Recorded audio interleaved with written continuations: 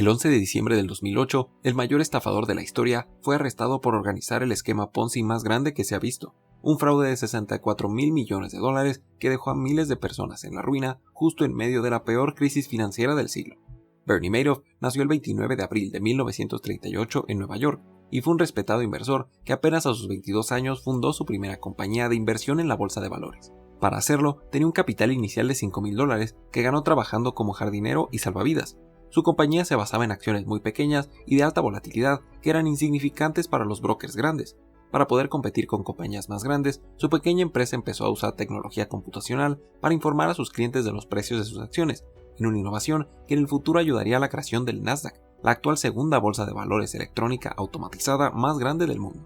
Madoff pronto logró tener su primer gran inversor, un hombre de negocios llamado Carl Shapiro, que le dio a Bernie $100.000 para que invirtiera a su nombre. Madoff hizo crecer esta suma de manera impresionante y dio su primer gran paso hacia el éxito en Wall Street.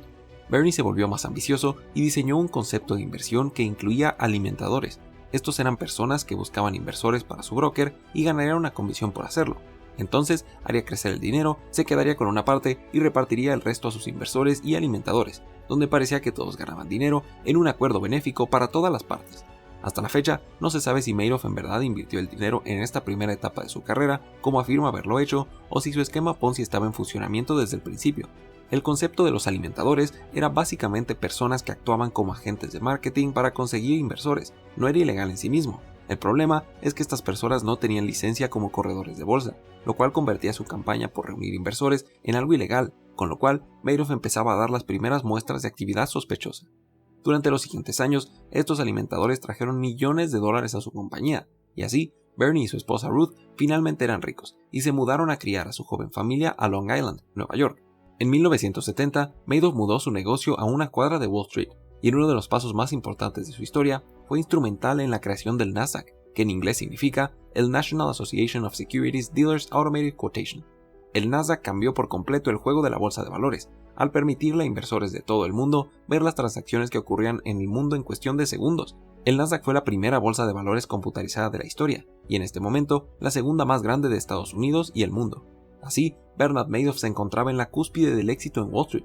Su compañía de trading no solamente era un éxito, sino que era el presidente del actual intercambio computarizado más importante del mundo, y así era considerado el innovador más importante de Wall Street en los últimos años debido a que mucha de la tecnología del Nasdaq fue posible gracias a las aplicaciones tecnológicas que su firma había implementado hace algunos años.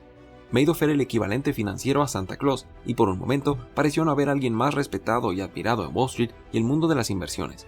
Pero toda esta atención no era exclusivamente buena. El éxito de Madoff despertó la sospecha de la SEC, la organización encargada de regular el mercado en Estados Unidos. Pero esta organización apenas estaba empezando a comprender las transacciones computarizadas y la organización de Madoff fácilmente podía fabricar transacciones ficticias y engañarlos. Bernie había logrado prometer a sus inversores un rendimiento que no era demasiado bueno para ser cierto, pero que era suficientemente bueno para ser atractivo. Su gigante fondo de inversión ahora ofrecía un retorno estable de 1% al mes, lo cual en países de Latinoamérica puede no parecer mucho. Pero considerando que el promedio de rendimiento anual del mercado estadounidense era de alrededor del 10%, la inversión de Madoff aparentemente superaba el mercado cada año. En realidad, lo que Madoff estaba haciendo era muy sencillo. Seguía el ejemplo de Charles Ponzi aplicando una de las estafas más comunes de la historia. Bernie usaba el dinero de nuevos inversores para cubrir los supuestos rendimientos de los demás. Cada mes entraba nuevo dinero a su organización, y de ahí pagaba el supuesto 1% mensual que daba a sus inversores, mientras en realidad él no invertía absolutamente nada. El dinero era literalmente almacenado en una cuenta de banco y jamás hubo transacciones reales con el dinero de sus clientes, pero mientras no quisieran retirarlo, jamás lo sabrían. Tal vez la parte central de la estafa es que Madoff tenía una reputación tan sólida que su club de inversores era extremadamente exclusivo. Invertir en su fondo era considerado un privilegio elitista. La lista de espera para poder invertir con él era enorme, y prácticamente debías tener contactos que lo conocieran para poder ser admitido.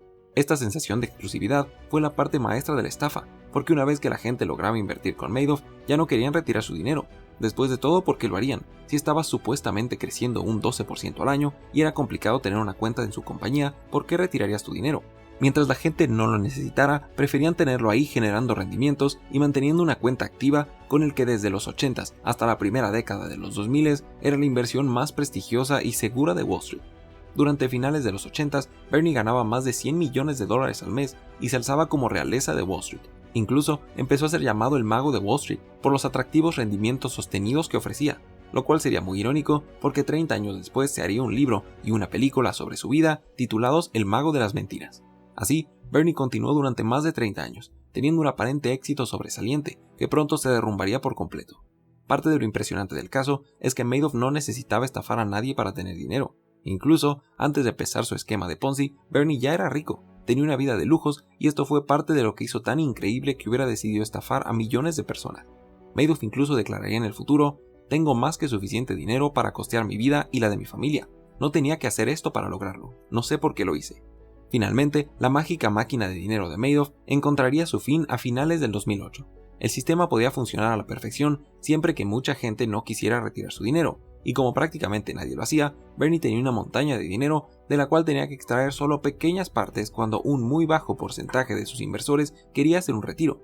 Pero la crisis del 2008 acabaría con la capacidad de la gente de mantener su dinero invertido, y así, el esquema Ponzi más grande de la historia se derrumbaría de forma espectacular.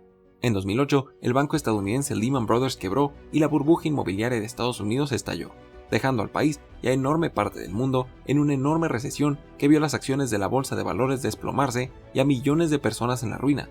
Con la crisis financiera y el creciente desempleo, los inversores de Madoff ya no podían darse el lujo de mantener su inversión con él, así que el temido momento en el que todos quisieran retirar finalmente llegó. El 10 de diciembre del 2008, Bernard Madoff convocó a sus 2 hijos y a su esposa a una reunión familiar, en la que confesó su estafa. I have a confession to make. I've been running a Ponzi scheme. He said $50 billion. Everything I've been doing is all a big lie. He said the business is a Ponzi scheme, and the firm is completely insolvent, and I'm broke. And then he just started sobbing. I was shocked. I felt like my head exploded. Así se derrumbaba un esquema Ponzi que había subsistido por décadas y sobrevivido todo tipo de investigaciones, hasta que finalmente no fueron los reguladores de Estados Unidos los que lo delataron, sino él mismo. La mañana siguiente, sus hijos lo entregaron a las autoridades, y Madoff fue condenado a 150 años en prisión, donde moriría 13 años después, el 14 de abril de 2021, a los 81 años. En el momento de su confesión, la cantidad que se suponía estaba invertida en su compañía era de $65 mil millones, de los cuales solo había disponibles 2.6 mil millones, el 4%. A través de distintos procesos legales y de recuperación, el gobierno intentó reunir las pérdidas y devolver a los inversores lo más posible, aunque esto fue mucho menos de lo esperado. La parte tétrica de la historia es que las autoridades fueron en gran parte responsables de que la estafa de Madoff funcionara durante tanto tiempo, porque hubo un investigador que supo durante años que la compañía de Bernie era un esquema Ponzi y le entregó la información a la SEC en varias ocasiones. En 1999, Harry Markopolos, el jefe de inversión de una compañía rival, Rampant Investment Management, se dio cuenta de que algunos de sus socios invertían con Madoff y ganaban rendimientos constantes del 1 al 2% al mes. Así que sus jefes le pidieron que investigara la estrategia de Madoff para poder replicarla y así conseguir más clientes. Pero según su propio relato, después de 5 minutos de ver los números de Madoff, supo que eran falsos. No existía volatilidad como en cualquier inversión en el mercado, así que quedó convencido de que Bernie operaba un esquema Ponzi. Así que metió una queja formal a la SEC en el año 2000, pero fue ignorado, al igual que lo sería durante los siguientes 9 años. Unfortunately, as they didn't respond to my written submissions in 2000, 2001, 2005, 2007, and 2008, here we are today. A fraud that should have been stopped at under $7 billion in 2000 has now grown to $50 billion.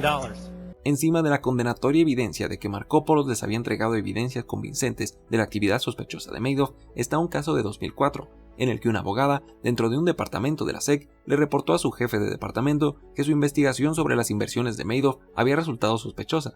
Sin embargo, se le respondió que detuviera esa investigación y se ocupara de temas más serios. Por cierto, resulta que ese jefe de departamento tenía una relación romántica con la sobrina de Bernie, Shanna Madoff. Y así fue evidente cómo la tremenda crisis del 2008 fue empeorada por la incompetencia y corrupción de un organismo que regulaba una industria que prácticamente colapsó por completo ese año.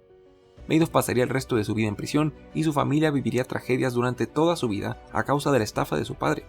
Un día después del segundo aniversario de la confesión de su padre, Mark Madoff trágicamente se quitó la vida en su departamento en Manhattan. Ruth Madoff, la esposa de Bernie, perdió prácticamente todos sus bienes después de varias demandas. Hoy en día vive con la primera esposa de su difunto hijo Mark y ha tenido que sobreponerse a más de una década de críticas y una terrible reputación sobre el nombre de su familia. El caso fue tan infame que todos los nietos de Madoff acabaron cambiándose el apellido para evitar el estigma y odio que causaba el apellido del hombre que había defraudado a millones de personas. El caso de Bernie fue tan popular que alcanzó a Hollywood, se escribió un libro y se hicieron 2 películas contando su historia. Y en 2023 nació una serie de Netflix titulada Madoff, el monstruo de Wall Street.